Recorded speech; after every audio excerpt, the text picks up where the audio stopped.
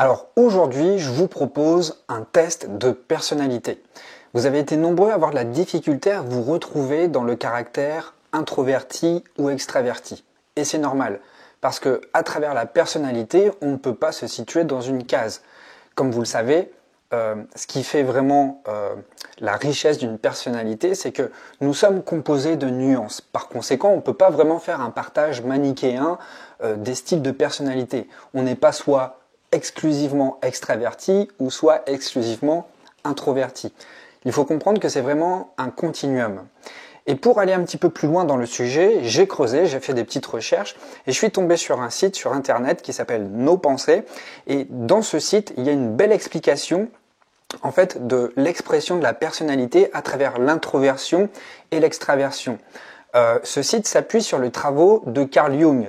Carl Jung, c'était un des disciples de Freud, mais il s'en est rapidement écarté puisqu'il a davantage étayé les théories sur la personnalité en s'écartant de la théorie de la sexualité de Freud, où, je le rappelle, Freud expliquait le développement de l'être à travers toujours le filtre de la sexualité. Freud s'est davantage émancipé de cette représentation des choses et lui a introduit le concept d'inconscient collectif. C'était une personne qui était vraiment très intéressé par l'archéologie. Il s'est donc investi dans l'approfondissement des archétypes. Et il a retrouvé à travers différentes cultures une universalité à travers les archétypes. C'est pourquoi vous voyez souvent dans le parcours du héros, dans plein de trucs de développement personnel, ces mêmes archétypes qui reviennent. Alors on va s'intéresser d'un petit peu plus près maintenant à la théorie de la personnalité de Carl Jung. Et lui s'appuie sur 4 fonctions psychologiques de base. Ces 4 fonctions sont les suivantes: penser, ressentir, avoir de l'intuition et percevoir. Alors une ou plusieurs de ces fonctions, penser, ressentir, avoir de l'intuition et percevoir, a un accent particulier chez tous les individus. Par exemple, quand quelqu'un est impulsif, selon Jung, c'est que les fonctions d'intuition et de perception prédominent avant celles de sentir et de penser. Alors à partir de ces 4 grandes fonctions de base, Jung postule que 2 grands types de caractères se forment: l'introversion et l'extraversion. Et chacun de ces caractères possède des caractéristiques spécifiques liées à la théorie de la personnalité. Vous l'aurez donc compris, il va y avoir une déclinaison des types de personnalité en fonction du type introverti ou extraverti, et donc on va décliner ça en fonction des 4 types de personnalité, que je rappelle, ce sont les suivants: penser, ressentir, avoir de l'intuition et percevoir. Donc, à travers ces 2 types de personnalités, introverti, extraverti, conjugués aux 4 fonctions de base, on va obtenir 8 types de personnalités. Alors, prenez un papier et un stylo si vous souhaitez noter des informations par rapport à chaque type. Comme ça, vous allez pouvoir vraiment avoir une description précise de votre fonctionnement. Avant de commencer cela, il vous reste encore quelques heures pour réserver le guide complet de la communication pour les hypersensibles introvertis. Si vous vous retrouvez dans ce profil-là, si vous vous ressentez plutôt introverti, ce guide va vraiment vous permettre de comprendre les aspects à 360 degrés de l'hypersensibilité conjuguée à l'introversion. Je vous offre en plus dans ce guide plein de stratégies pour pouvoir socialiser, pour en tout cas ne pas avoir à vous compromettre, respecter votre fonctionnement, respecter votre nature et socialiser tout en restant vous-même. Donc si vous souhaitez miser sur vos atouts, sur vos points forts et communiquer de manière parfaitement authentique, tout en sachant vous protéger, sans pomper l'énergie des autres, en restant parfaitement intègre, ce guide va grandement vous aider. Il y a une 40aine de personnes qui sont déjà inscrites sur ce guide. Les retours sont vraiment très bons. Je vous invite à même les consulter sur la page. Pour cela, vous avez juste à cliquer sur le premier lien sous la vidéo. Alors maintenant, on va commencer cette découverte et on va s'intéresser au caractère extraverti.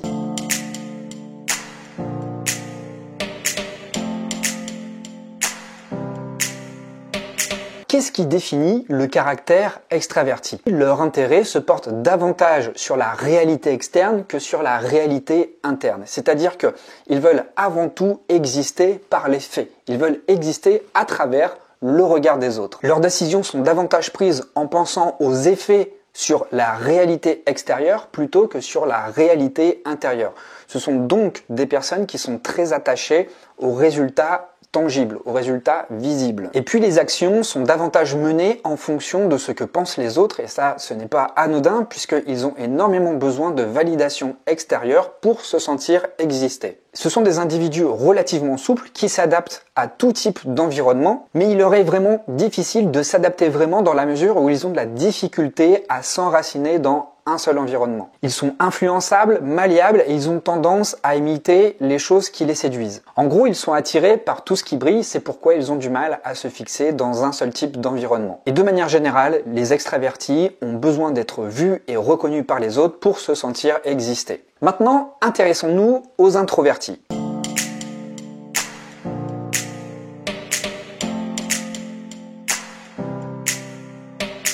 La personne introvertie est davantage centrée sur elle-même. Elle accorde beaucoup d'importance à ses sentiments et à ses pensées, et surtout au poids que ça va avoir sur elle. Le comportement des personnes introverties est guidé par ce qu'elles pensent, ce qu'elles ressentent, et même si ça va à l'encontre de la réalité externe.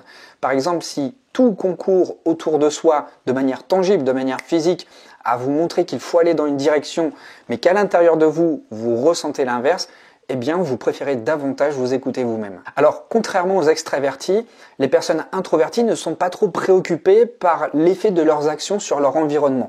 Par contre, ils sont énormément préoccupés par l'effet de leurs actions sur leur équilibre intérieur. Et de manière générale, les personnes introverties ont de la difficulté à s'adapter à leur environnement. Ça ne veut pas dire que c'est impossible, ça veut dire simplement que ça leur demande beaucoup d'implication et beaucoup d'énergie. Malgré tout, lorsqu'elles arrivent à s'accommoder à un environnement, elles le font toujours de manière créative.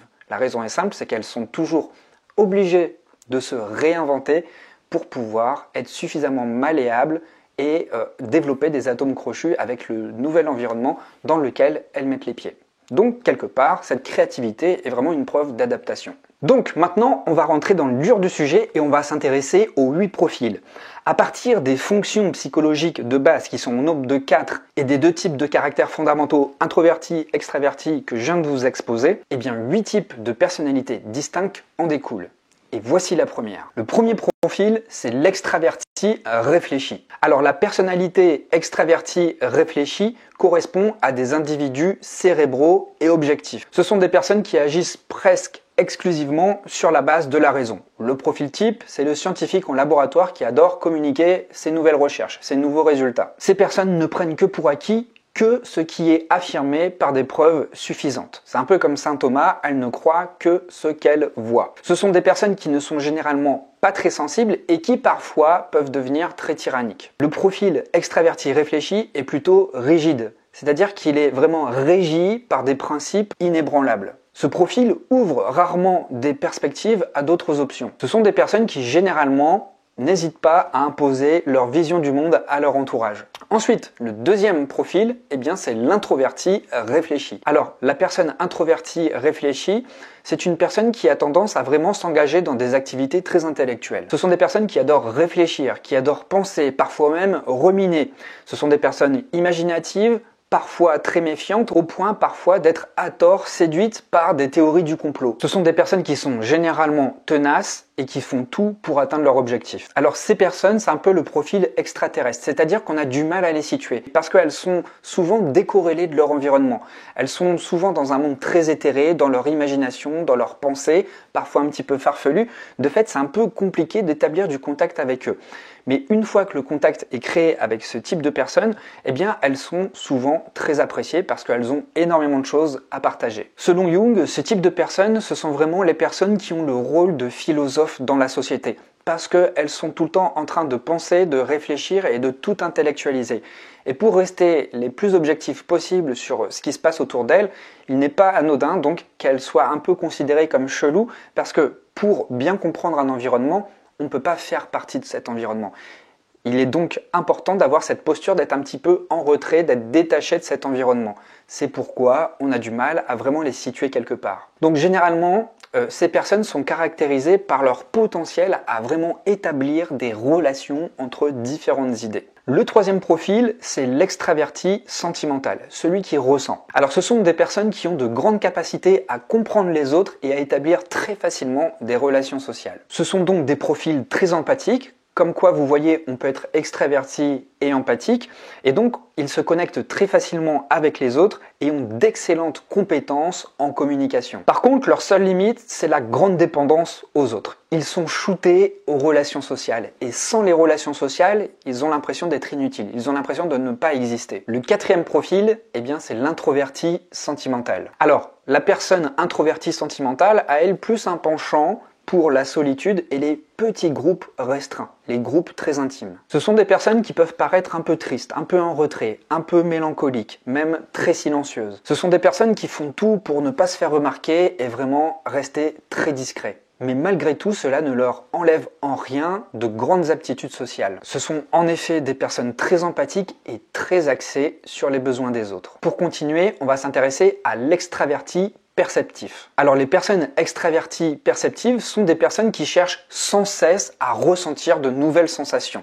Elles sont shootées à l'adrénaline. Ce sont des personnes qui cherchent constamment le plaisir, l'interaction et la stimulation. Ce sont des personnes très joyeuses, très vives d'esprit, très ouvertes à leur environnement et parfois elles ne sont pas suffisamment prudentes. Le penchant pervers de ce profil, c'est que ce sont des personnes qui s'ennuient très rapidement. Passé l'effet de nouveauté, ces personnes sont des papillons. Elles vont aller de fleur en fleur. Donc, dans cette quête constante de recherche de sensations nouvelles, ce sont des personnes qui sont plus ou moins instables quand même, parce que ce sont des personnes qui vont être amenées à changer très régulièrement d'environnement, d'amis ou de partenaires. Maintenant, on va passer au sixième profil. Le sixième profil, c'est l'introverti perceptif. Alors le profil introverti perceptif, c'est le profil typique des artistes et des musiciens. Les personnes qui sont dans cette catégorie accordent une énorme importance à la perception sensorielle. Pour elles, le monde des couleurs, des formes, des textures, des sons va avoir une très grande place. Donc ce sont des personnes qui accordent beaucoup de place, beaucoup d'importance à l'expérimentation intérieure à travers le ressenti. On continue. Le septième profil, c'est l'extraverti intuitif. Alors, l'extraverti intuitif, c'est le profil type de l'aventurier, celui qui a 10 000 projets à la fois. C'est la personne qui a des centaines d'idées, qui est sans cesse en train d'entreprendre et qui n'a jamais besoin de faire l'effort de sortir de sa zone de confort parce qu'elle n'y est jamais. Elle est sans cesse dans une constante exploration. Pour elle, rester dans sa zone de confort, c'est ne rien faire, c'est mourir, c'est décrépir. Donc c'est le profil type de personne qui, après avoir atteint un objectif, elle l'oublie quasiment parce qu'elle est déjà en chemin sur un nouvel objectif. Donc les profils extravertis intuitifs sont plutôt des personnes très actives et aussi très agitées. Elles ont besoin de stimuli de toutes sortes. Ce sont des personnes qui sont extrêmement pugnaces et très tenaces pour atteindre leur objectif. Elles n'abandonnent jamais. Alors le penchant pervers de ce profil, ce sont des personnes qui ne sont pas forcément en harmonie avec le dynamisme social. Par cela, en fait, il faut vraiment entendre que ce sont des personnes qui sont vraiment majoritairement investies sur leurs propres objectifs sans trop se soucier de l'impact que ça va avoir sur les dynamiques sociales autour d'elles. Donc pour elles, la fin justifie les moyens. À part la réalisation de leurs propres objectifs, elles ne sont pas trop sensibles au monde extérieur. Et puis enfin, le huitième profil, eh bien c'est l'introverti intuitif. Alors ce sont des personnes qui sont extrêmement sensibles aux stimuli les plus subtils. C'est le type de profil par excellence qui devinent à l'avance ce que les autres pensent avant même d'exprimer leurs pensées. Ce sont en général des personnes imaginatives, rêveuses et idéalistes. Elles vivent dans un monde éthéré et elles ont quelque part du mal à mettre les pieds sur terre. Elles sont très souvent détachées de la réalité immédiate et préfèrent rester évidemment dans leur monde imaginaire. C'est l'archétype du rêveur par excellence. Alors voilà, c'est l'exposé de ces 8 types de personnalités. Est-ce que parmi ces 8 profils, il y en a un qui a davantage attiré votre attention? Lequel a attiré le plus votre attention? Dans quel type de profil vous vous reconnaissez le plus? Je vous invite vraiment à me l'indiquer dans les commentaires, ça me permettra de voir s'il y a une tendance qui se dégage sur la chaîne, s'il y a un profil qui existe sur la chaîne, ça pourra même m'aider par la suite à adapter le contenu par rapport à ça. Alors voilà, si vous souhaitez développer vos compétences, vous sentir à l'aise socialement, il vous reste encore quelques heures pour réserver le programme, le guide complet de la communication pour les hypersensibles introvertis. Une fois ce délai passé, eh bien, le programme reprendra son prix normal. Il est actuellement à moins 50%. Vous avez 8 modules vidéo dans lesquels vous allez vraiment apprendre énormément de choses sur votre manière de fonctionner.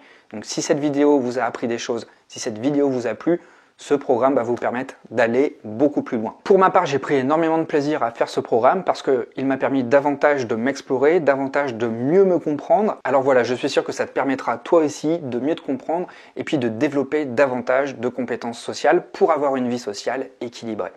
Je te dis à tout de suite de l'autre côté si tu es prêt à faire le grand saut et moi j'ai vraiment hâte de t'accompagner.